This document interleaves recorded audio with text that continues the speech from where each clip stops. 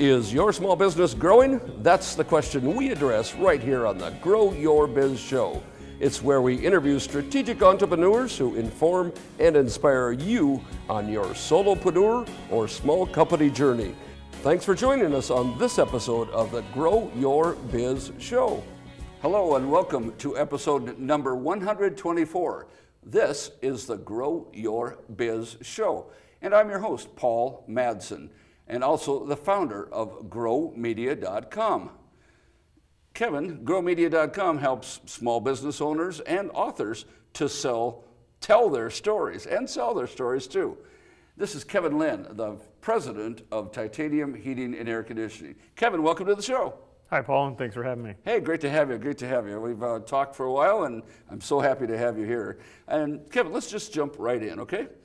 Well, I'm going to ask you, what business is Titanium Heating and Cooling Air Conditioning in? Titanium Heating and Air is in the peace of mind business. We're in the business to build trust with the customer and sell them things that they need and not things that they don't need. Not in it to sell them things they don't need? No, Paul. Well, who's heard of that? How are you going to make any money?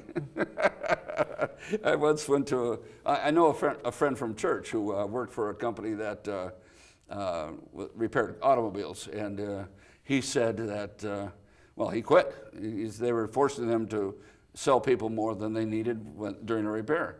And it's easy to do with a car because there's always more you can sell, right? And he just up and quit. So that's the kind of people you probably have on your staff. No, Paul.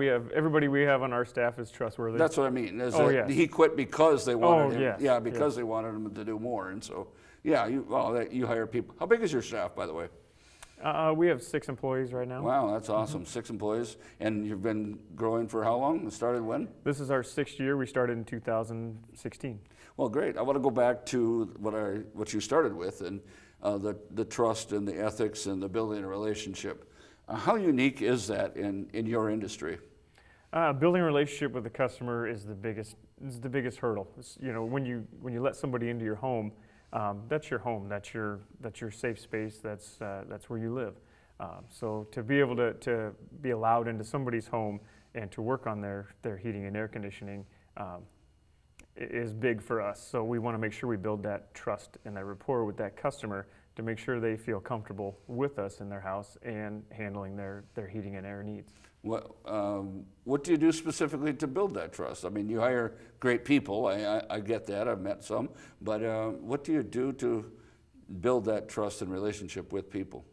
We're straightforward. We're honest. And when we find something that needs to be replaced or that is broken or in repair, we show that customer exactly what the part is or what is wrong with that feature. And so it's a lot of transparency and education and things like that, and obviously acting professional as well, and those kind of things. Well, those are well and good. You talk about ethics, showing them the part that's bad. Do you have any stories, for instance, about where you've gone to an organization and they had a problem and you could have done a bigger sale, but you didn't? Do you have any examples of that, for instance? Every now and again, we run across a customer that calls us for a second opinion, and they have this, that, or the other thing. That's an issue. It could be a cracked heat exchanger or a part of some sort. We'll actually go in and re-diagnose it and determine if that is indeed the part that is failing or failed. And then how we can fix that or make it better. Okay, and as a second opinion, you want to obviously really show them the real situation as opposed to one they maybe have heard. Has there ever been a situation where you've gone in and you could have sold a bigger system, but you just managed to fix what they had or by telling them the truth? Yes. Anytime we go into a customer's home, and we've had one where they mentioned that maybe the compressor was bad, and it was actually just a capacitor, and it might have just been misdiagnosed the first time, but we were able to get the capacitor replaced, and the unit was up and going. Okay. Was there one where there was something about the size of the ductwork? Was that a different story, or is that similar? That's another story. Tell us that one. You know, when we go in to look at a replacement of furnace and or air conditioner, we measure the size of the house. So then we measure the ductwork to make sure the ductwork is sized correctly for the load of the house and the system itself. And have you ever downsold someone?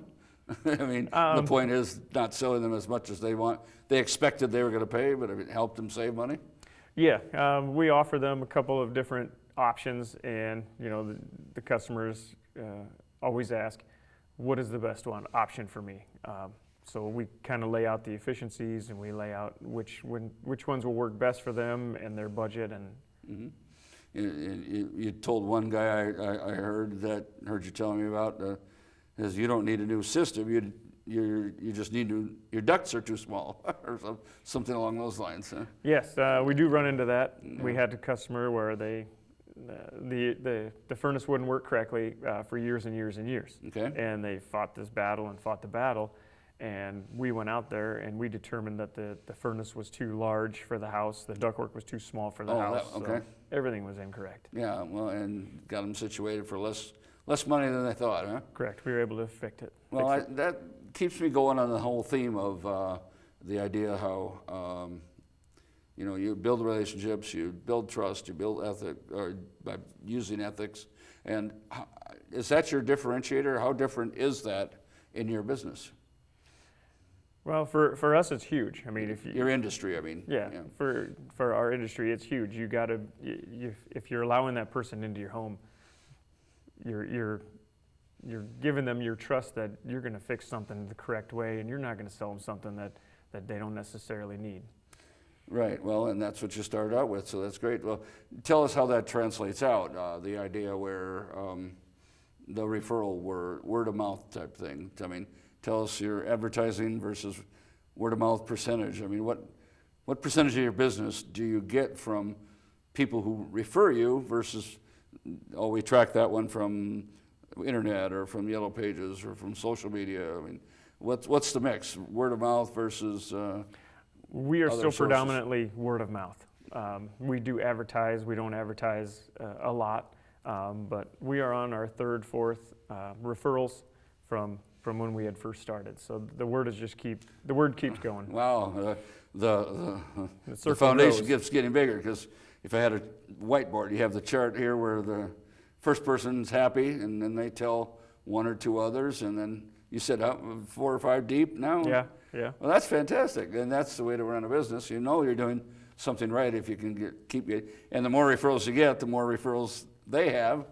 You have to keep growing. Yeah, it just keep keep building. hiring people. Well, I've been to your shop, and it's a great shop and great look.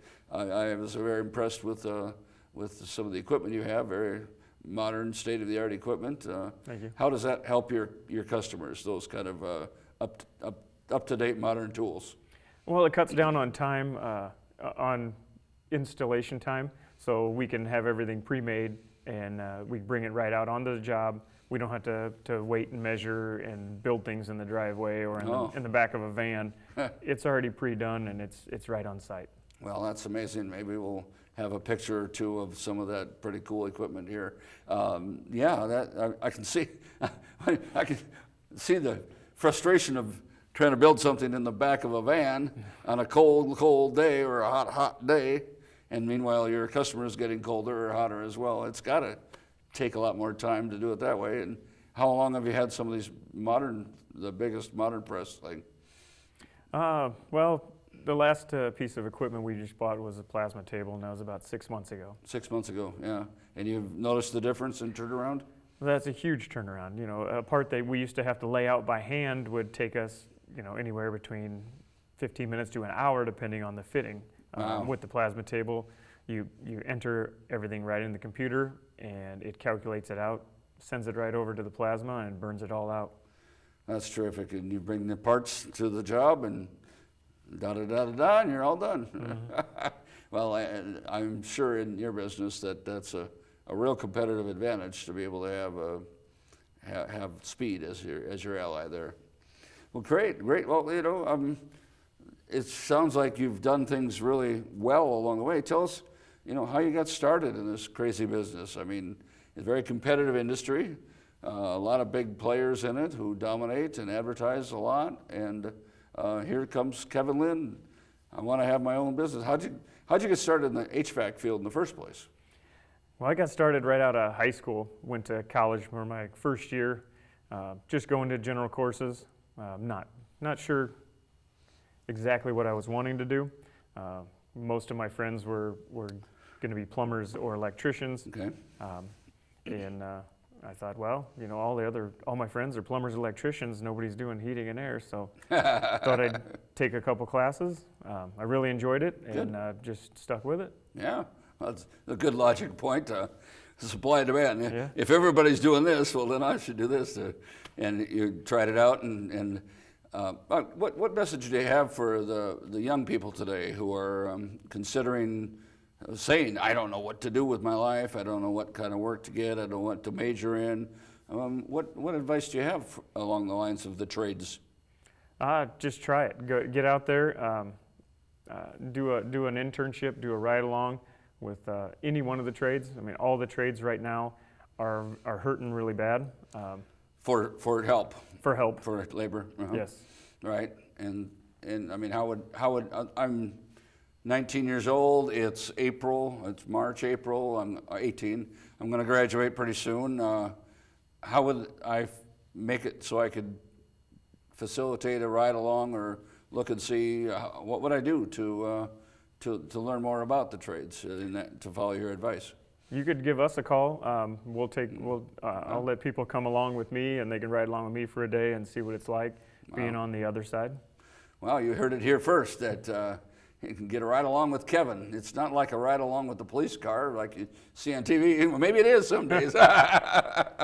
Never know. Who knows what things you see in people's houses. But anyway, hey, if you're a young person struggling for a career choice and have a leaning toward the trades, no better person to learn from than Kevin.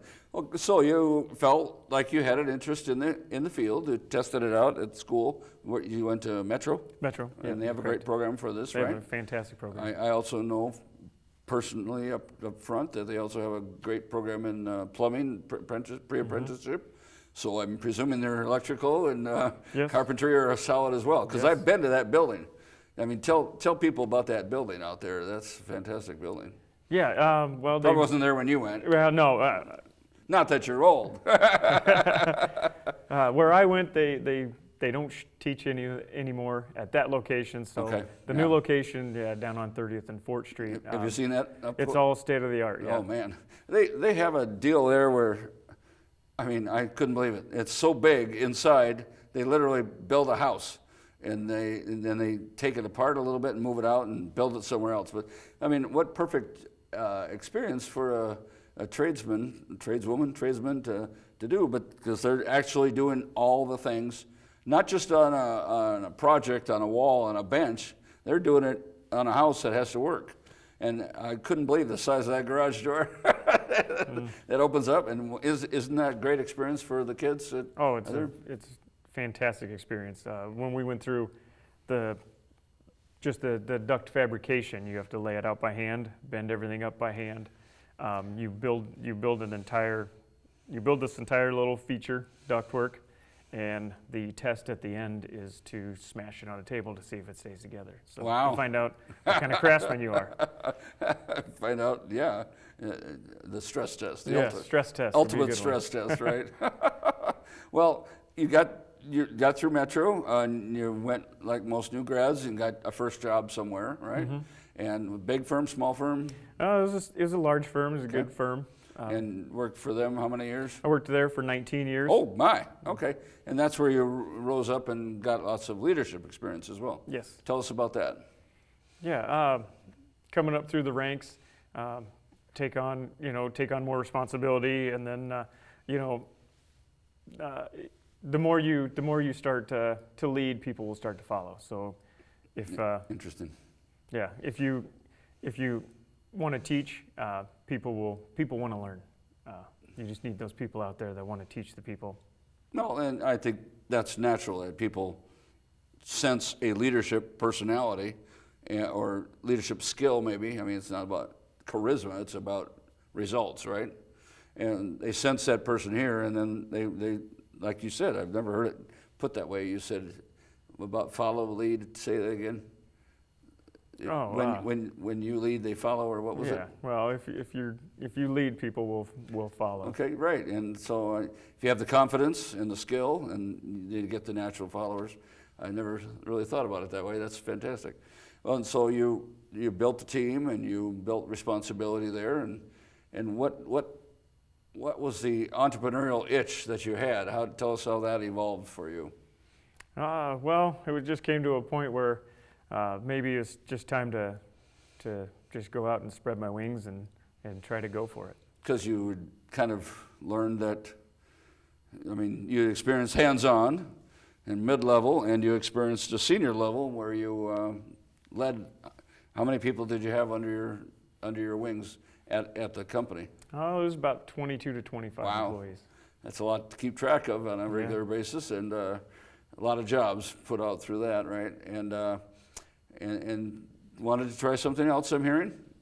Okay, well, and made the jump to a one-person company, I assume? Yes. Out of your garage, or did you have started out of the garage for the first 6 months, and that quickly ran short on room. So we had to move to a 852 square feet garage. Which isn't a lot of room, but wasn't a lot more. A lot more than what you had, probably, right? Yes, sir. Well, that's great. And that just in a industrial park type of thing, or okay. Yeah. And I imagine getting the equipment you need is very expensive. Yes. To buy the industrial equipment and that, it doesn't come cheap. No. You want to make sure you get the right equipment, and you want to get the quality equipment. You don't only want to buy that equipment once. Buy the right equipment, and it'll last 30 years. Right. And are you cash flowing it? I mean, you didn't have any major investors, I'm guessing. Nope, no investors, just me. Bootstrapping, right? Yeah. Yep. Well, if I buy this machine, then my payments on it, I have to do this many jobs to do the payments on the machine and feed your family. There's that little thing about the family. Yeah. And you have a family? Tell us about your family. Yes, I have a wife and my daughter and my son. Okay. Teenagers, both of them? Or? My daughter will be 16 in June, and my son is 13 and a half. Okay. So teenagers. A young lady across the street from us just got her driver's license and a car, so we're all watching it. I'm sure she'll do just great. Yeah, but I remember those days. I've had put 3 teenagers into their first car and all that stuff, and it's all fun. Anyway, off the topic, but yeah. So you don't understand the demands of a family and responsibilities as an entrepreneur, and that's always. What kept you up at night about cash flow and business? I mean, whenever a person starts a business, there's things you don't see that are coming, things you don't see coming, and of course there's good rewards and all that, the reason you went into it. But I mean, what kept you up at night in those early days? Well, growing up, I was always taught to save, try to pay cash for everything. And we buy what you need and save for what you want. There you go. I like that. That keeps it pretty simple, doesn't it? So, well, how about on the side of getting the jobs? I mean, that's got to be the scariest, because you're in your own garage, in your own home. No one knows you. Well, I shouldn't say nobody knows you, but you're not supposed to go out there and solicit former clients. How do you get new business? How do you make yourself known as a new company? Well, one way is to go on your show here, right here. No, you bet. That's not 6 years ago. You're right. Yeah, word of mouth. I mean, hopefully it's word of mouth, but that's a good answer. The other show I do is it's called Behind the Words TV, and I just had a gentleman on last week, and we're just now starting to get the information on social media, the interview similar to this regarding his novel. And he's Yeah, for a novelist, he's a man of few words. It's kind of interesting. That doesn't make sense, does it? But I sent him an email yesterday. It said, so far we've had this many views on this social media platform, we had this many views on this one, and this many views here, and good job, I said.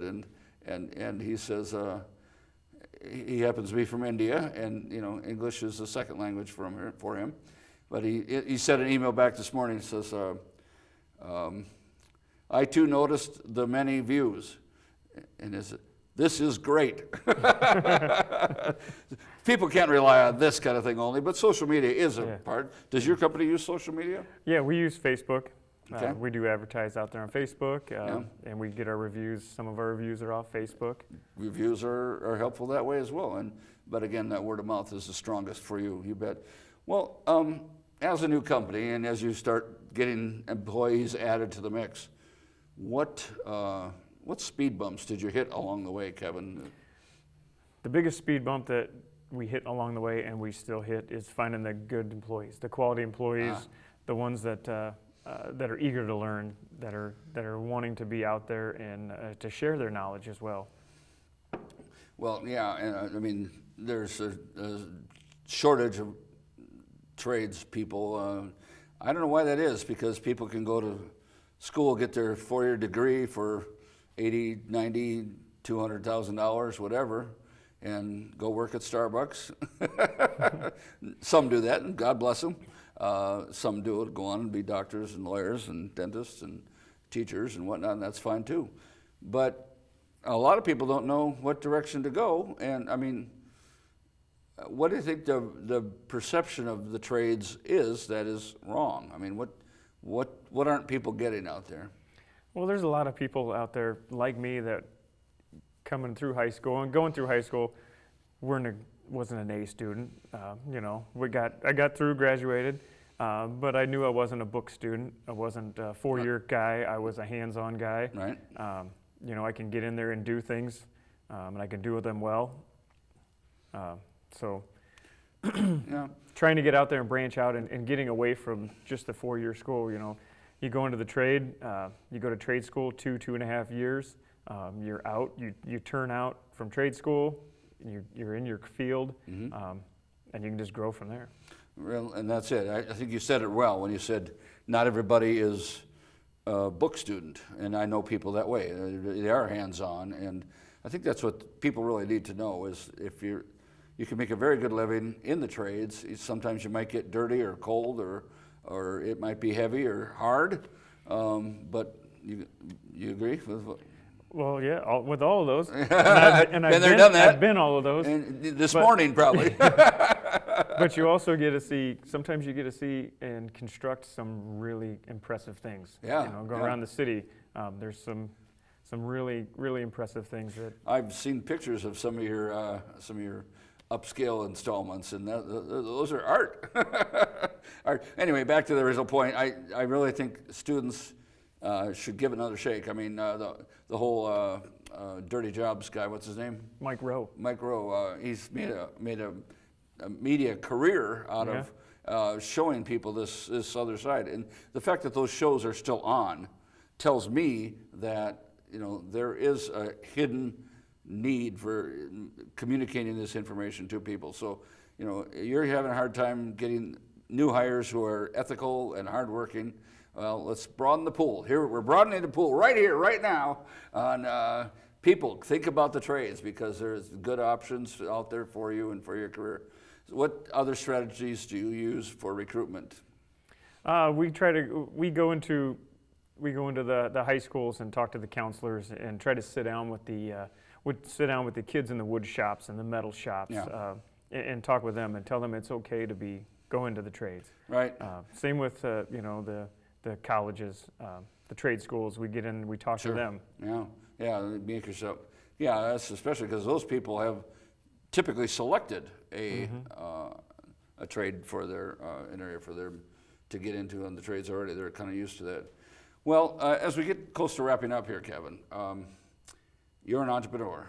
You have 6 employees. You've been at it for 6 years. You have recruitment issues, cash flow. Sometimes you got to buy a lot of materials, and you tell me it's very expensive. And I mean, and you get paid, but there's got to be cash flow issues for any job, any industry, I'm sure.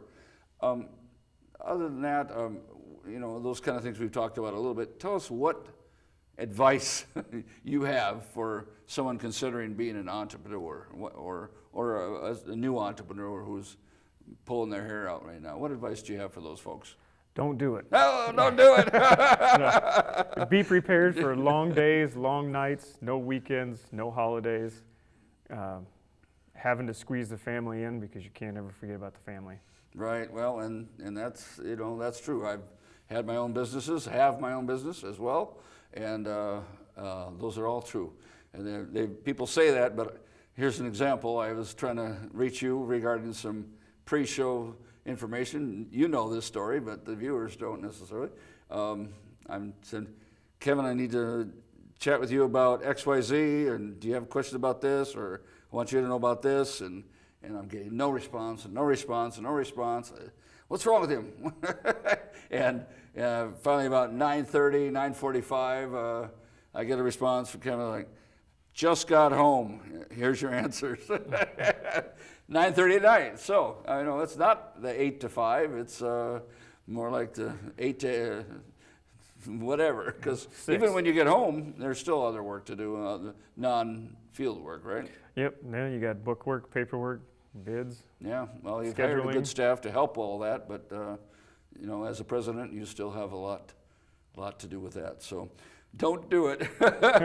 Well, Kevin, you speaks to a real good point, honestly, that you really need to consider all the options, because people think, oh, well, I think it's summed up best to say, you can work any 18 hours a day you want. As an entrepreneur, you have your choice, right? Yeah. So that kind of sums it all up. What else do you have for us, Kevin?